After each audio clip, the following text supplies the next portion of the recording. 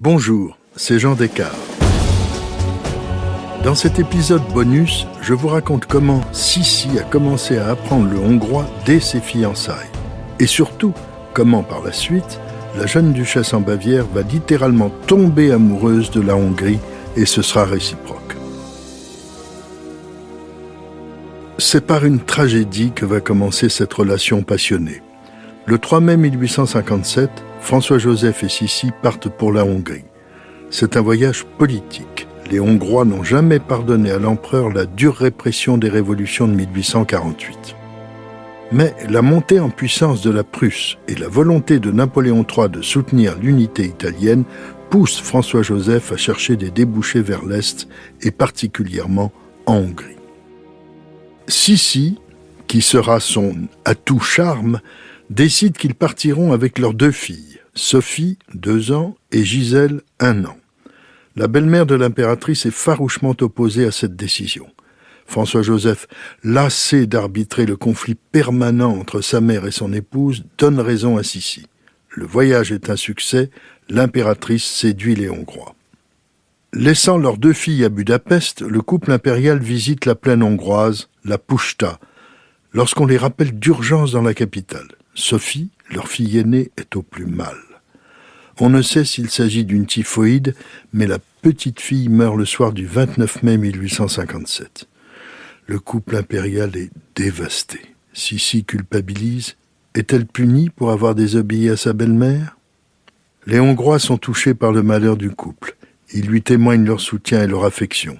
Un pacte d'amour entre Sissi et la Hongrie vient de se sceller avec ce deuil insupportable. Elle reviendra en Hongrie 9 ans plus tard, avec ses 2 enfants, Gisèle, 10 ans, et l'héritier enfin arrivé, Rodolphe, 8 ans. L'Empire est en crise.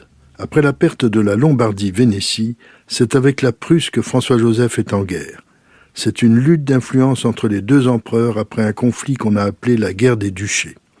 Et c'est la Prusse qui l'a emporté après la lourde défaite des Autrichiens à Sadowa le 3 juillet 1866.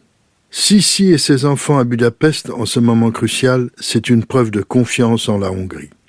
C'est aussi la consécration de négociations menées depuis plusieurs mois avec le comte Andrassy. Cet aristocrate magyar travaille à la réconciliation entre les patriotes hongrois et les Habsbourg. Il est séduisant et efficace, et sous le charme de Sissi. Mais bien trop intelligent pour aller plus loin, il va seulement faire de l'impératrice l'incarnation de cette réconciliation. Sissi joue le jeu. Elle parle hongrois et porte le costume national à ravir. François-Joseph, lui, travaille à ce qu'on appellera le compromis austro-hongrois. Un nouveau statut pour l'Empire d'Autriche. Ce sera désormais l'Autriche-Hongrie. Budapest devient la 2e capitale de l'Empire. Andrassy sera le premier ministre de la Hongrie reconnu comme entité. La concrétisation de cette double monarchie sera le couronnement, le 8 juin 1867, du couple impérial à Budapest. Ils sont sacrés rois et reines de Hongrie dans l'église Matthias sur la colline de Buda. Élisabeth, Erzsébet en hongrois, sublime dans une robe de couronnement réalisée à Paris par le couturier Worth, n'a jamais été aussi belle et rayonnante. C'est un triomphe. Désormais, Sissi vivra à l'heure hongroise. Le peuple magyar lui offrira aux environs de Budapest le château baroque de Gödöllő, dans lequel elle va beaucoup séjourner. François-Joseph et Sissi ont affronté bien des épreuves. Les défaites en Italie et contre la Prusse, l'exécution du frère du souverain, Maximilien, éphémère empereur du Mexique, à Querétaro en mai 1867. Le couple va enfin se retrouver et Sissi aura un 4e enfant, une fille, Marie-Valérie, qui naîtra à Budapest le 28 avril 1868, l'enfant de la Hongrie.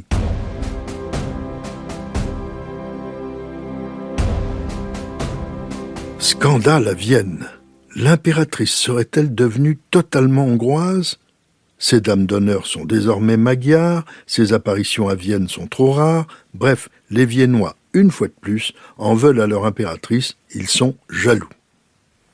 Elle est tout à la joie de sa nouvelle maternité. Pour la première fois, elle va pouvoir s'occuper de son enfant sans que sa belle-mère s'interpose. Elle sera tellement excessive dans son amour de la Hongrie et de Marie-Valérie que plus tard, celle-ci détestera la Hongrie et reprochera à sa mère de l'avoir trop couvée.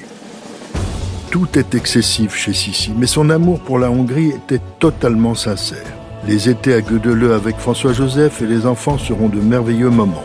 Tout cela jusqu'au fatal mois de janvier 1889 et la mort de l'héritier du trône à Mayerling, Rodolphe. Sissi ne s'en remettra jamais.